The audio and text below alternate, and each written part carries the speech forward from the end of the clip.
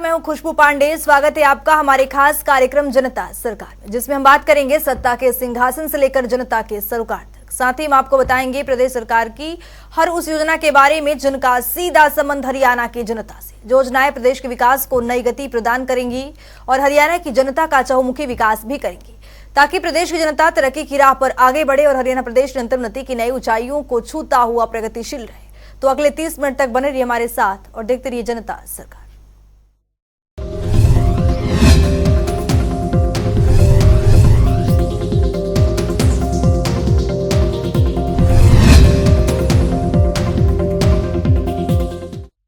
हरियाणा के मुख्यमंत्री मनोहर लाल के नेतृत्व में आज देश विदेश की कंपनियां हरियाणा प्रदेश में निवेश करने के लिए आतुर हैं। यही वजह है कि प्रदेश एक विकसित राज्यों के रूप में उभर रहा है। इन सबकी बानगी तब देखने को मिली जब मुख्यमंत्री मनोहर लाल ने मानेसर में फ्लिपकार्ट के क्षेत्रीय वितरण केंद्र के भूमि पूजन कार्यक्रम में शिरकत की। इस दौरान मुख्यमंत्री ने फ्लिपकार्ट के क्षेत्रीय वितरण केंद्र का शिलान्यास भी किया और सोनीपत में किरियान पूर्ति केंद्र का भी शुभारंभ किया। हरियाणा में मनोहर सरकार की औद्योगिक नीतियों का डंका देश विदेश में बज रहा है। आज के समय में देश विदेश की कंपनियां राज्य में निवेश के लिए आगे आ रही हैं। इन सबकी बानगी तब देखने को मिली जब मुख्यमंत्री मनोहर लाल ने मानेसर में फ्लिपकार्ट के क्षेत्रीय वितरण केंद्र के भूमि पूजन कार्यक्रम में पहुंचे, जिसके बाद मुख्यमंत्री मनोहर लाल ने क्षेत्रीय वितरण केंद्र का शिलान्यास किया। साथ ही मुख्यमंत्री ने वर्चुअल माध्यम से सोनीपत में किरियाना पूर्ति केंद्र का भी शुभारंभ किया। इन दोनों केंद्रों से हरियाणा में निवेशों की रुचि और बढ़ेगी, जिससे युवाओं को रोजगार की अधिक से अधिक अवसर मिलेंगे। एक बहुत ही प्रेस्टिजियस प्रोजेक्ट जिसको कहना चाहिए, फ्लिपकार्ट का आज जिसका ग्राउंड ब्रेकिंग, जिसको हम अपने शब्दों में भूमि पूजन कहते हैं, इसका शुभारंभ किया है। और मैं पूछ रहा था रजनीश जी से कि टाइमलाइंस क्या रखी हैं, तो उन्होंने बताया कि 2 साल में पूरा ये जो प्रोजेक्ट है ये कंप्लीट हो जाएगा और हमारा डिलीवरी सिस्टम वो चालू हो जाएगा। एक बहुत अच्छा साइज का जिसको कहना चाहिए, जैसा बताया कि एशिया का सबसे बड़ा एक ऐसा ही सप्लाई चेन का हमारे यह बनेगा। 140 एकड़ में इसका फैलाव है। जैसा बताया कि 10,000 लोगों को रोजगार भी मिलेगा और एक अनुमान से हर महीने 50 करोड़ लोगों को यानी ग्राहकों को यहाँ की माल की सप्लाई हो सकेगी। देश की 40% आबादी, एक बहुत बड़ा एक सिस्टम देश में खड़ा होने जा रहा है। लगभग 1400 करोड़ रुपए की इसकी लागत है। इस अवसर पर मुख्यमंत्री मनोहर लाल ने कार्यक्रम में नागरिकों को संबोधित करते हुए बताया कि आज हरियाणा के औद्योगिक एवं व्यापारिक क्षेत्र में 2 नए मिल पत्थर रखकर मुझे बड़े संतोष का अनुभव हो रहा है। उन्होंने कहा कि हरियाणा में निवेशकों के लिए अत्यंत अनुकूल वातावरण है। हमारी नीतियों में भी निवेशकों और उद्योगों के लिए मैत्रीपूर्ण है। हम बड़े लक्ष्य तय कर रहे हैं, उन्हें पूरा भी कर रहे हैं। इसी का परिणाम है कि हरियाणा मैन्युफैक्चरिंग हब के रूप में उभर रहा है। साथ ही उन्होंने कहा कि मुझे खुशी है कि फ्लिपकार्ट ने इस अनुकूल वातावरण को देखते हुए यहाँ इतना बड़ा निवेश किया है। मेरा एक इसमें दूसरा दृष्टिकोण है कि आखिर ये कहीं भी अपना इस प्रकार का वितरण केंद्र ये बना सकते थे। देश में बहुत जगह है, लेकिन इन्होंने हरियाणा में ही बनाया है। ये ठीक है, उसमें कुछ प्रयत्न हमारा रहा होगा, लेकिन उस प्रयत्न को मैं तो इसलिए थोड़ा कम देता हूँ। आखिर जिसने काम करना उसके मन की मर्जी है कि नहीं है, क्योंकि एक व्यावसायिक एक कार्यक्रम है, कोई चैरिटेबल नहीं है, कोई ऐसा नहीं है कि कहीं भी जाके खोल लेंगे। तो जब इतना बड़ा ग्रुप यहाँ अपना संस्थान खोल रहा है, इसका मतलब इनका विश्वास बड़ा है। हरियाणा में इस प्रकार से विश्वास करने वाले लोग, इनकी संख्या निरंतर बढ़ रही है। ये जो दुनिया भर के प्रचार लोग कर देते हैं कि हरियाणा में तो इंडस्ट्री गई है, हरियाणा तो कोई बेरोजगारी हो गई, हरियाणा से यहाँ चले गए, वहाँ चले गए। Haryana is the most preferred destination among all the states of the country.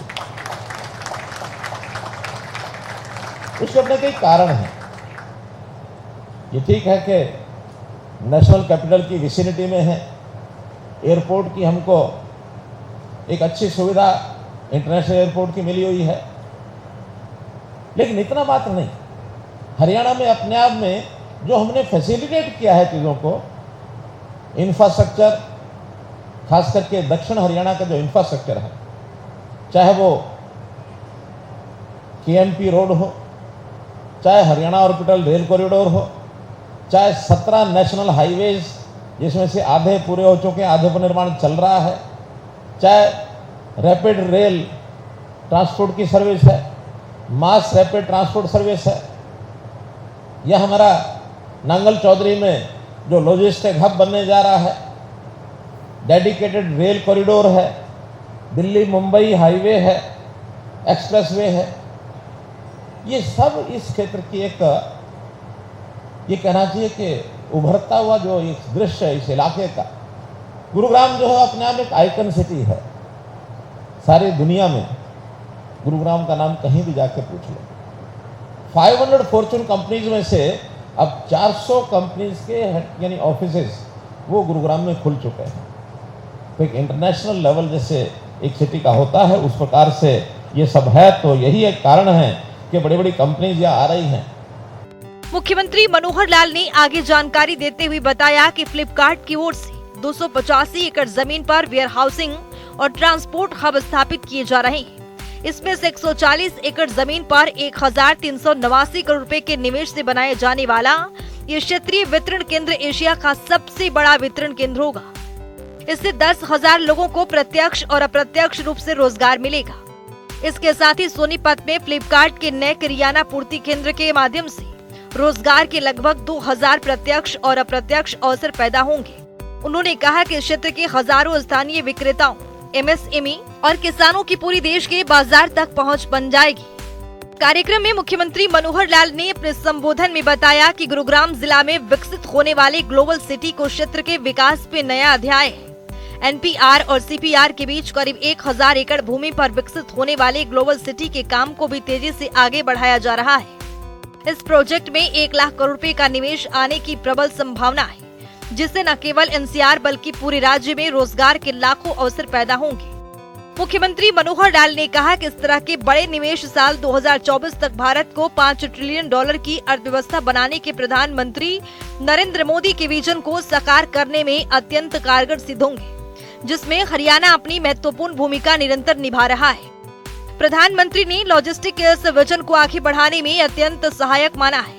उन्होंने राष्ट्रीय लॉजिस्टिक नीति का शुभारंभ करते हुए कहा था, भारत में लास्ट माइल डिलीवरी तेजी से हो, हमारे उद्योगों का समय और पैसा दोनों बचे, एग्रो प्रोडक्ट्स की बर्बादी ना हो, इन सब का समाधान राष्ट्रीय लॉजिस्टिक नीति है।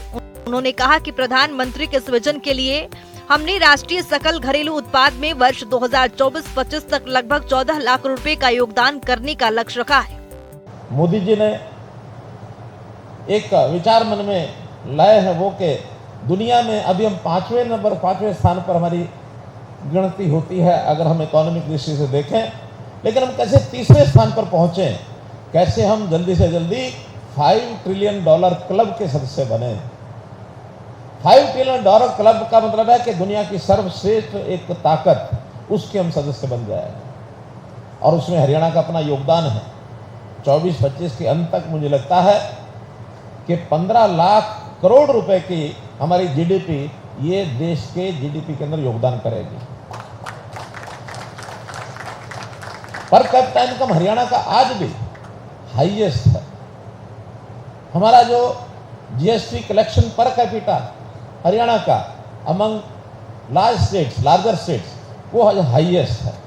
छोटी स्टेट्स में गोवा है, सिक्किम है, उसमें तो हमारे से ज़्यादा हो सकता है। छोटी स्टेट है, कंजम्पशन अच्छी है, क्योंकि ये कंज्यूमर स्टेट्स को जीएसटी ज़्यादा आता है। प्रोडक्शन स्टेट्स जीएसटी कलेक्शन ज़्यादा करते हैं, तो हम कलेक्शन करने के बाद जो कंज्यूम करेंगे वो बचेगा, बाकी देश के काम आएगा।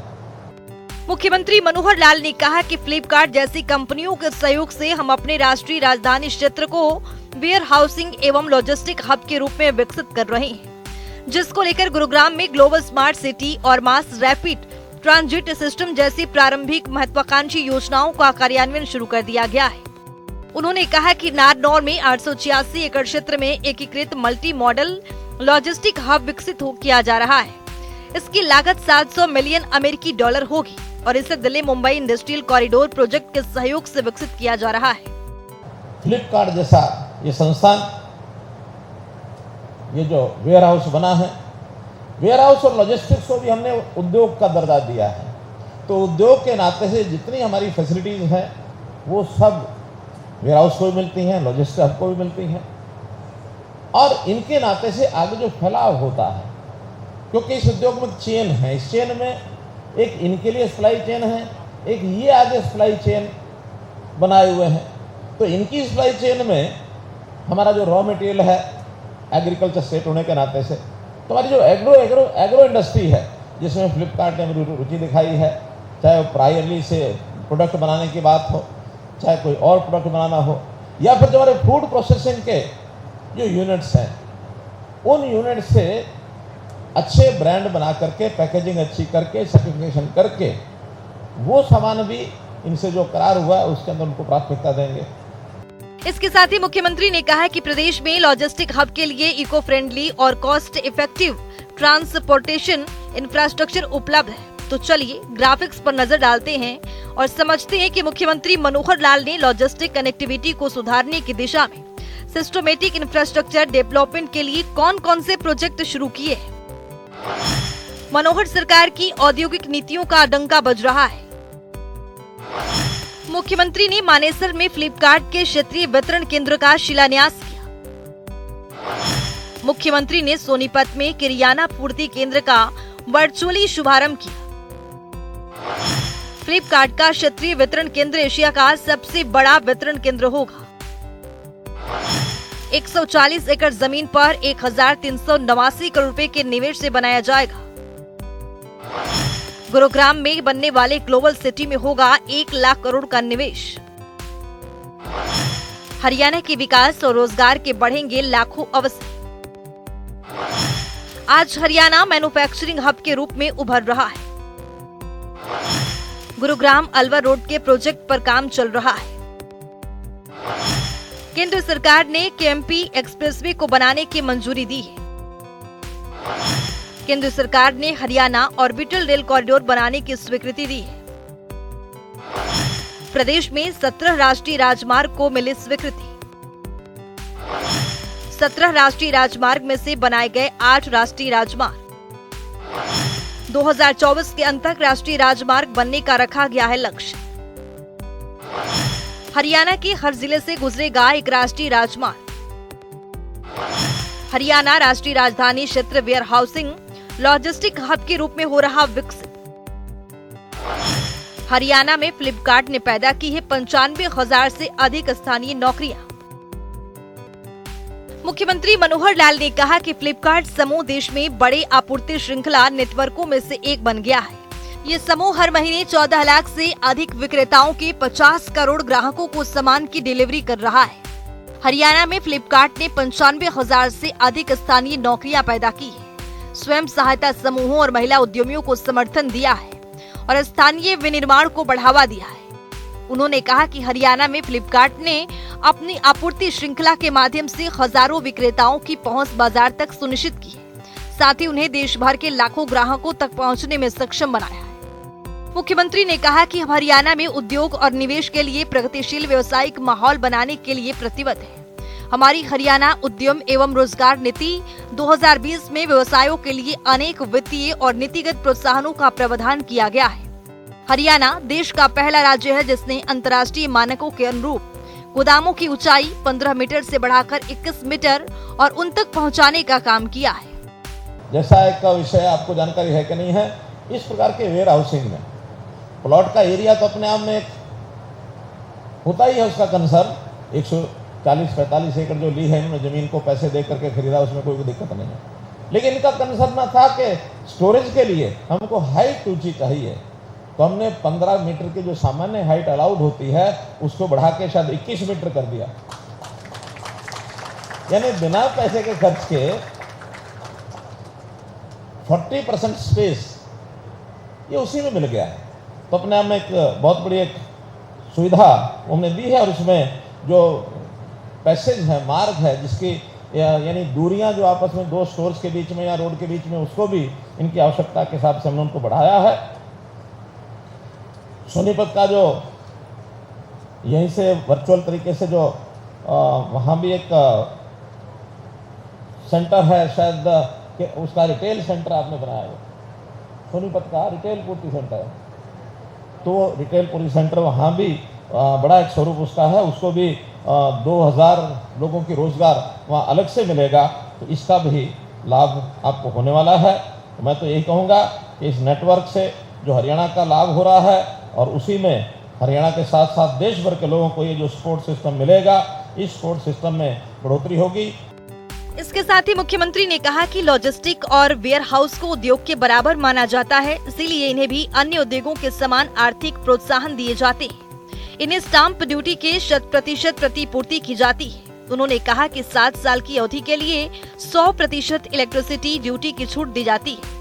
प्रदेश के सी और डी खंडों में ईडीसी के 50% प्रतिपूर्ति की जाती है। सी और डी खंडों में वेयर हाउसिंग एवं रिटेल श्रेणी ईडीसी वाणिज्यिक लाइसेंस की पूरी फीस की आपूर्ति की जाती है। हमने इनको जो सुविधाएं मैं देख रहा था, स्टाम्प ड्यूटी में जो इन्होंने पे की है 100% रिफंड ये हमने इनको किया है। ऐसे ही इलेक्ट्रिसिटी ड्यूटी जो साल भर में आती है, 7 साल तक 100% इलेक्ट्रिसिटी ड्यूटी वो रिफंड की जाएगी। ईडीसी की जो ईडीसी का खर्च होना है उसकी भी 50% की प्रतिपूर्ति वो की जाएगी। हम चूँकि ये एक नोशनल एक लॉस तो हम कह सकते हैं, एक्चुअल लॉस हमारा भी नहीं है, इन्होंने हमें दिया, हमने इनको वापस कर दिया, लेकिन उसके बाद जो अलग से लाभ होंगे वो स्टेट को जरूर होंगे। हरियाणा के मुख्यमंत्री मनोहर लाल ने ई कॉमर्स कंपनी फ्लिपकार्ट को सुझाव दिया है कि आज हरियाणा में 55,000 सेल्फ हेल्प ग्रुप से 5 लाख महिलाएं जुड़ी हैं। इन सेल्फ हेल्प ग्रुप के उत्पादों को अपनी चेन में शामिल करें। इनके साथ ही एफपीओ के माध्यम से किसानों के उत्पादों को भी उपभोक्ताओं तक पहुंचाएं। इसी तरह छोटे दुकानदारों को भी अपने चेन में शामिल करें। इस कार्य में आप पहल करेंगे तो हरियाणा सरकार भी इसमें आपका सहयोग करेगी। इसी प्रकार जो हमारे सेल्फ हेल्प ग्रुप्स है जिसकी चर्चा कर रहे थे हमारे गुरमीत सिंह जी, रजनीश जी, तो उसकी चर्चा भी मैंने इनसे की। मैंने कभी हमारे 55,000 सेल्फ हेल्प ग्रुप्स हैं, 5 लाख महिलाएं उसकी मेंबर्स हैं, उनके घर के रोजी रोटी का एक विषय है। अच्छी चीज़ें, बहुत एक कंपटीशन में जिसको कहना चाहिए, अच्छा नेशनल लेवल की भी चीज़ें उसमें काफ़ी हैं, मैंने स्वयं देखी हैं। उसकी ब्रांडिंग, पैकेजिंग, सर्टिफिकेशन करके और हम इनको उपलब्ध कराएंगे, वो पूरे देश में उसकी सप्लाई हो सकती है। ऐसे हमारे एफपीओज हैं, फार्मर्स प्रोड्यूसिंग सेंटर, उनमें भी जो प्रोडक्शन होती है उसके साथ भी सीधा करार हो सकता है। तो एक प्रकार का, चाहे वो रॉ मटेरियल है, चाहे वो रोजगार है और चाहे प्रदेश की आर्थिक स्थिति है, हर दृष्टि से ये अपने आप में ये सेंटर प्रदेश के लिए हितकारी है, प्रदेश के लिए हितकारी है, विन विन सिचुएशन है। कंपनी भी ग्रो करने का उनको एक अवसर है, क्योंकि ये जो क्षेत्र है ये लगातार बढ़ रहा है, एक्सपेंशन लगातार हो रहा है। मानेसर, गुरुग्राम का तो विकास काफ़ी हुआ, मानेसर की साइड का विकास अभी आगे बढ़ रहा है और कुछ दिनों के बाद मानेसर से आगे इसी ये जो हमारा एरिया है फ्लिपकार्ट का, इसी में साथ बाजू लगते 10,000 एकड़ में जंगल सफारी ये विकसित होने जा रहा है। और उस जंगल सफारी के विकास के कारण से न केवल नेशनल लेवल बल्कि इंटरनेशनल लेवल के भी टूरिस्ट वो यहाँ आते हैं, आएंगे। इस अवसर पर पटौदी के विधायक सत्य प्रकाश जरावत, गुरुग्राम के विधायक सुधीर सिंगला, पुलिस कमिश्नर विकास अरोड़ा, डीसी निशांत कुमार यादव सहित अन्य वरिष्ठ अधिकारी मौजूद रहे। जनता टीवी के लिए गुरुग्राम से आकाश खुराना की रिपोर्ट। हरियाणा सरकार ने आज किसानों के हित में एक बड़ा फैसला लिया है। दरअसल सरकार ने 23 सितंबर से बाजरे की खरीद शुरू करने का निर्णय लिया है। मुख्यमंत्री मनोहर लाल के निर्देश पर हैफेड की ओर से रेवाड़ी, कनीना, भिवानी, कोसली और चरखी दादरी मंडियों में बाजरे की व्यावसायिक खरीद की जाएगी। इस रिपोर्ट के जरिए समझिए। हरियाणा की मनोहर सरकार के कुशल मार्गदर्शन प्रदेश के किसानों के लिए वरदान साबित हो रहा है।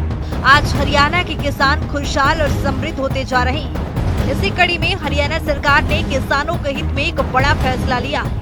दरअसल सरकार ने 23 सितंबर से बाजरे की खरीद आरंभ करने का निर्णय लिया है। मुख्यमंत्री मनोहर लाल के निर्देशानुसार हैफेड की ओर से रेवाड़ी, कनीना, भिवानी, कोसली और चरखी दादरी मंडियों में बाजरे की व्यावसायिक खरीद की जाएगी।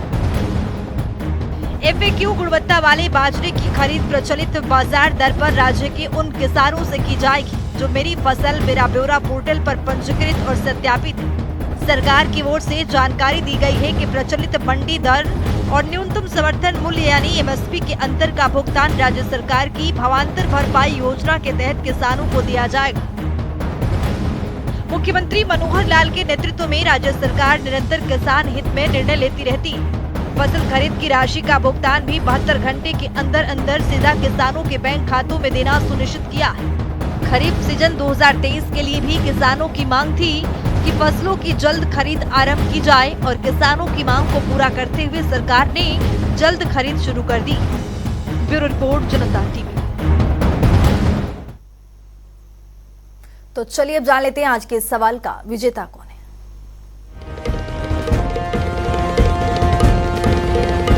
तो बात अब आज के विजेता की। जैसा कि आप जानते हैं, हर रोज एक नया सवाल पूछते हैं, सही जवाब देने वाले के नाम और तस्वीर अपने टेलीविजन स्क्रीन पर दिखाते हैं, साथ ही उसको उपहार भी देते हैं।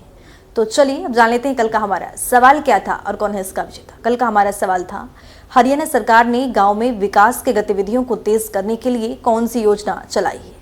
इसका सही जवाब है ए, ग्राम रक्षक योजना। ढेरों जवाब आए, लेकिन आज के हमारे विजेता ही अंकुर रावत गुरुग्राम से। अंकुर, आपको बहुत बहुत बधाई। तो फिर पूछेंगे आज का सवाल, देखते रहिए जनता टीवी।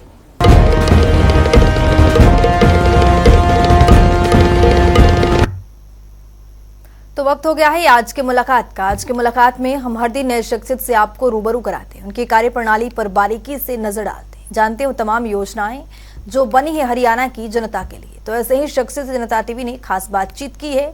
इनका नाम है वीरेंद्र यादव, जो कि गुरुग्राम से सीएमओ के पद पर काबिज है। सुनिए।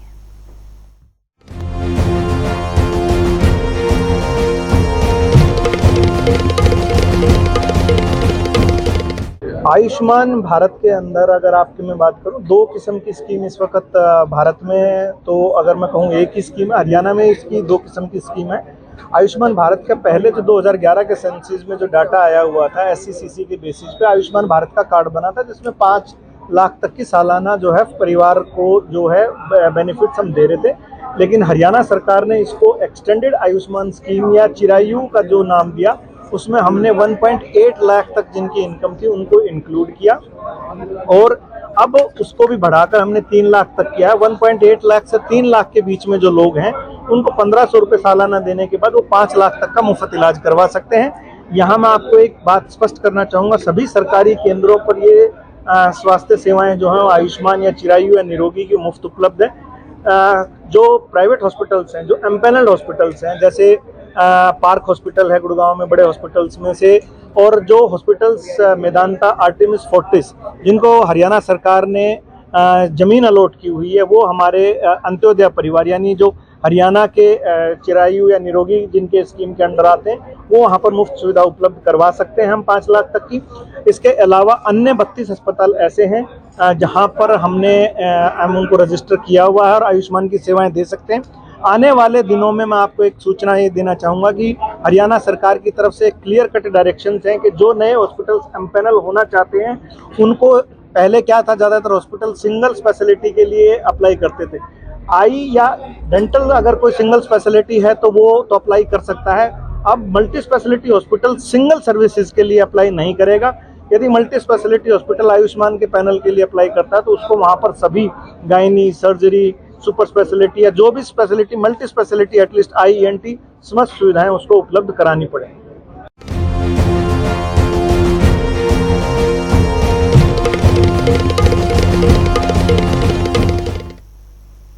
तो वक्त हो गया है आज के सवाल का। तो चलिए अब जान लेते हैं आज के सवाल में क्या कुछ।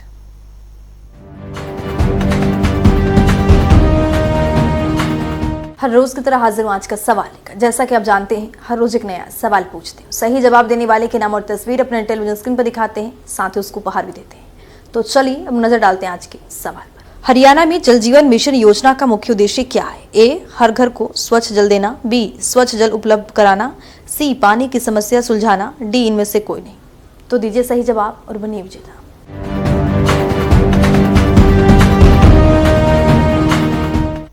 तो हमारे खास कार्यक्रम जनता सरकार में अभी के लिए इतना ही। नमस्कार।